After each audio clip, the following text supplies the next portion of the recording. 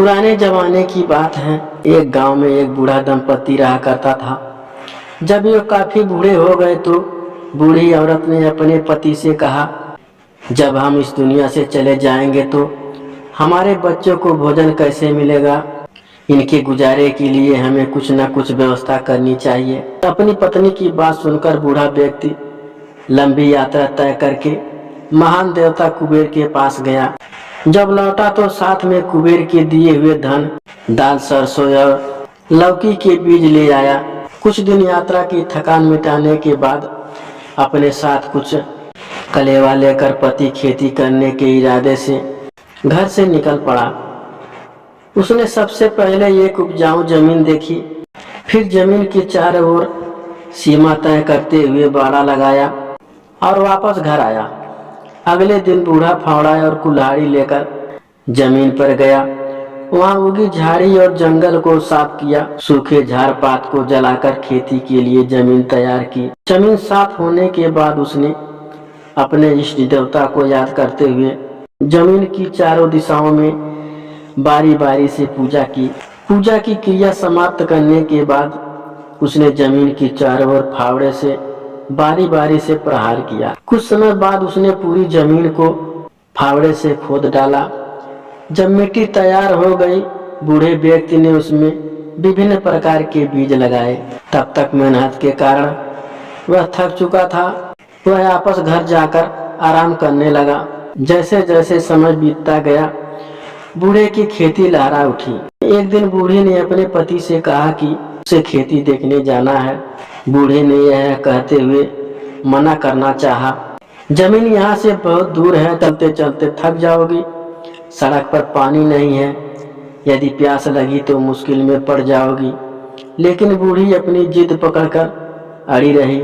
आखिरकार बूढ़े को उसे फसल दिखाने के लिए खेत में ले जाना ही पड़ा। दोनों चलने लगे। खेती के नजदीक पहुंचने पर बूढ़ी औरत को बहुत प्यास लगी और उसने पति को पानी पिलाने को कहा। बूढ़ा उस पर क्रोधित होकर कहने लगा, मैंने तुम्हें क्या बताया था, यहाँ पानी नहीं मिलेगा, फिर भी तुमने आने की जिद की। अब भुगतो। बूढ़ी अपने पति से कहने लगी, यदि तुमने मुझे पानी नहीं पिलाया तो मैं मर जाऊंगी, इसीलिए कहीं से पानी ले आओ। बूढ़ा पानी की तलाश में निकल पड़ा। थोड़ी दूर चलने के बाद उसे एक तालाब दिखाई दिया। उसने बुढ़िया की आंखों में कपड़े की एक पट्टी बांध दी और उसे पानी तक खींच ले आया। उसने अपनी पत्नी से कहा, लो पानी पी लो, लेकिन पट्टी मत खोलना। बूढ़ी को लगा कि जरूर इसका पति उससे कुछ छुपा रहा है। जरा मैं भी तो देखूं इस तालाब में क्या है। यह सोचकर उसने चुपके से थोड़ी पट्टी उठाई तो देखा तालाब में कई जोड़े बत्तख पानी में खेल रहे थे।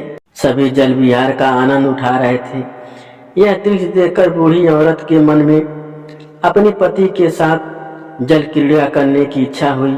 समय बीत गया। बूढ़े और बूढ़ी के यहाँ कई संतानों ने जन्म लिया। परिवार बढ़ने के कारण अब बच्चों के पालन पोषण की जिम्मेदारी बढ़ गई। कुछ नया व्यवसाय करने का मन बनाकर बूढ़ा हिमालय की ओर चल पड़ा। वहाँ एक उपयुक्त स्थान पर उसने एक तालाब बनाया और ढेर सारी मछलियां पालना शुरू की।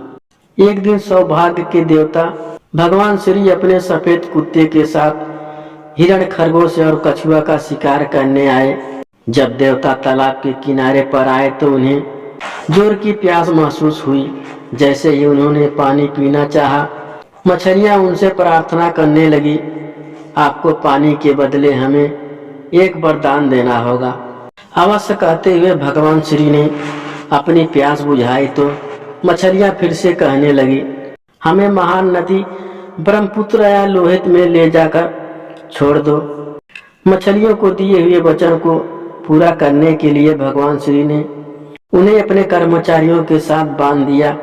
पानी के अभाव में मछलियां मर सकती थी, इसीलिए उन्हें ब्रह्मपुत्र तक ले जाने के लिए तालाब से ब्रह्मपुत्र तक पानी का रेल बनाना पड़ा ताकि मछलियां सुरक्षित नदी तक पहुंच सके। इस प्रयास में पानी की रेले नदी में परिवर्तित हो गए। इस तरह नदियों का जन्म हुआ।